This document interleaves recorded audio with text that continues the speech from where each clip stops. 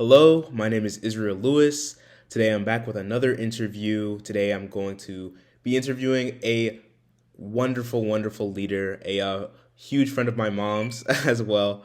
And she's worked deeply with childcare and has been a huge leader in that sector. And I'm just going to be asking her a few questions about her experience with high school, college, and advice for the younger generation. So let's get right into it.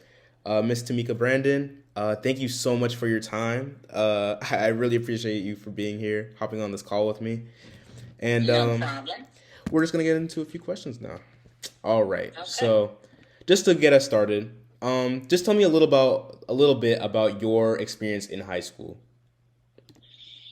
Um, in high school, those were some very, very fun years for me. I was in several organizations. I participated in the marching band.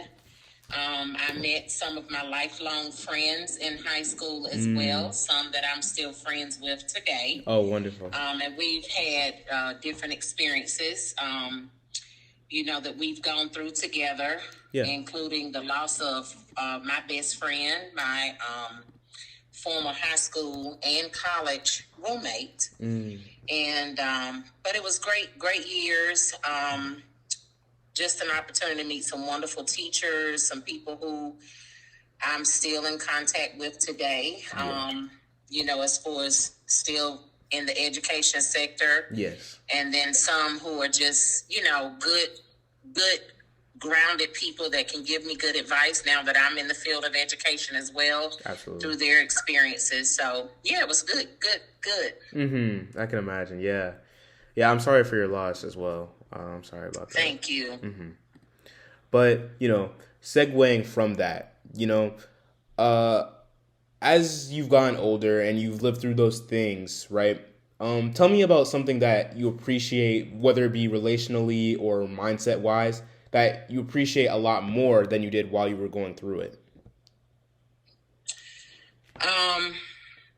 Like most young people, they don't appreciate their parents and all the things that they have. That's the truth. That's the truth. Been told by their parents. We don't want to hear that as young people, but I appreciate all the guidance and love and support that my parents showed me. The teachings and the lessons that I didn't feel were valuable then are very valuable now. Yeah.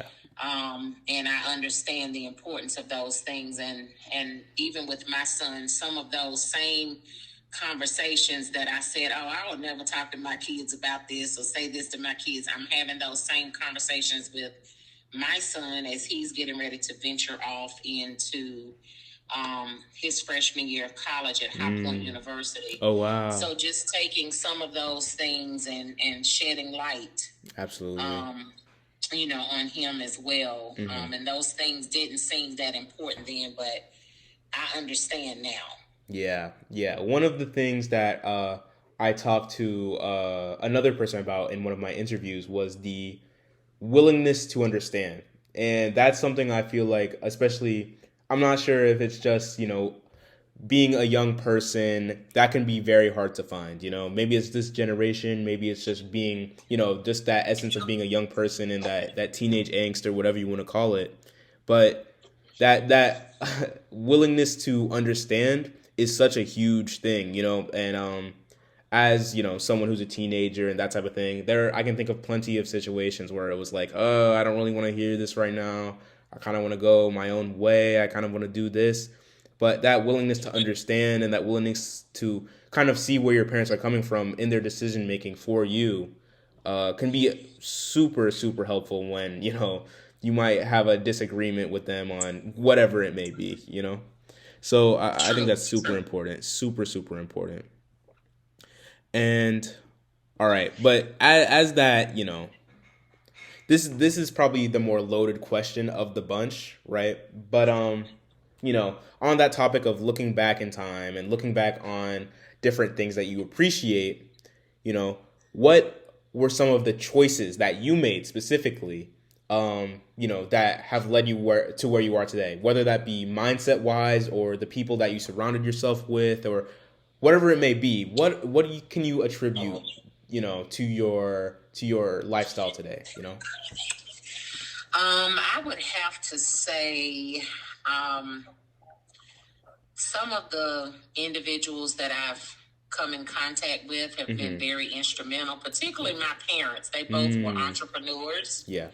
And they always encouraged both myself and my brother to always work for ourselves. Yes. And so, I kind of set myself up for both situations, to be employed by someone, but also to be employed for myself. So when I went to college, I got a birth through kindergarten teaching license, and I had a child and family development degree, which opened up some avenues to work in the child care sector. But then it also secured me a position to teach. Gotcha. And as you know, we have a teacher shortage right now. So I didn't really want to go that route. But again, my mother was, you need to get you something that's going to be secure, Yeah. And just listening to that has allowed me, now that my life has changed and I no longer have my center at the time and had to make some transitions due to my father's health, I was able to just pick right back up and get that job. Gotcha. So making some of those decisions to make sure that I had some type of security, as well as be able to embark on those, entrepreneurial things would, kind of set me up for success. I see. Yeah. That's I love that fact that you just pointed out, because, a lot of people, they have these dreams of being a florist or a juggler or whatever it may be, but being a juggler really very well might not pay the bills. And it's important to set yourself up, whether you want to, this hypothetical juggler that we're talking about, we want them to set themselves up in a way that they can sustain themselves, but they can still, do their passion, that they can still, live out the life they want to live, but, still pay for, rent and that type of thing. So I love that point that you bring up, because that's something that a lot of people, even when they do find the thing that they're interested or passionate about, may not consider. So I really like that you mentioned that. And exactly. Just to kind of round us out here, as someone myself who wants to learn more about the people who came before me, right, and wants to kind of take away as much as I can from their experiences, what are the types of questions that I should be asking? One question I would probably say is, would be good to find out, their story. What's your stroke story? Yeah. Everybody has a story to tell. You want to find out how they got where they are. I don't believe that people get where they are just by just saying, I want to do, or, this is what I want to have happen. I mean, if that was the case, we'd all be millionaires. We'd all be doing what we wanted to do. But each of these individuals that you want to know more about, I would encourage you to seek knowledge from them, ask questions about how they got where they are. Surround yourself with these individuals, either by doing some type of internship with them, or just asking them, hey, can I go to work with you today? Can I figure out what you do? Can you show me what you do? Those types of things, in order to build your portfolio and kind of give you an idea to know what direction you want to go in. And you may find out that after you're with these individuals, hey, this is not what I want to do. This is not me. Yeah. I may want to do this or whatever, but you have to get that exposure by talking with them and asking questions and listening. Listening is very important. Yeah. A lot of times we listen, but we don't understand what the person's saying. Yep. So we need to listen to understand. And so when you're asking these questions or you're talking to these individuals, keep an open mind. Yeah. And take everything in that they're saying.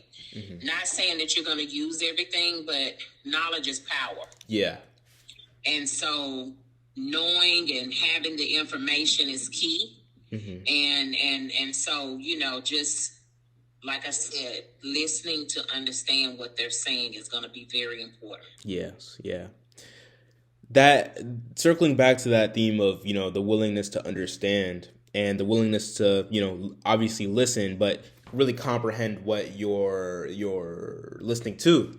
And on that, from that stems perspective, because when you really comprehend, what that person is talking to you about, that theme or that lesson, it gives you perspective, and you can apply that to your own life. It's easier to apply that to this situation. Like, oh, Mr. David told me about this. I remember he told me, he felt this way and this is the way I'm feeling. So this is how I should react. So, exactly. That feeling of not only understanding, but really employing it on your life more than anything. Exactly. Yeah. So stemming from that from the willingness to understand will come perspective, and that will, lead you to the doors that you need to be opening, But yes, definitely. Yeah. But I really appreciate your time. I really appreciate, I'm not gonna hold you for too long, but I really appreciate your answers and the thoughtfulness that you put into them. Really.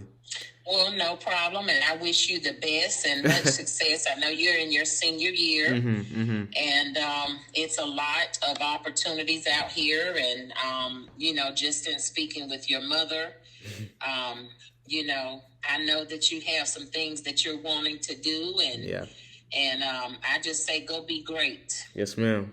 Yeah, just absolutely. Go be great. Yes, ma'am. Don't let anybody tell you that you can't do something. And I encourage you to do whatever your heart desires, step out there, take a leap of faith and surround yourself with good people. Yeah. And things will fall into place for you. Absolutely. I appreciate it, ma'am. Again, thank you so much. You're quite welcome. And you have a wonderful evening, okay? You too.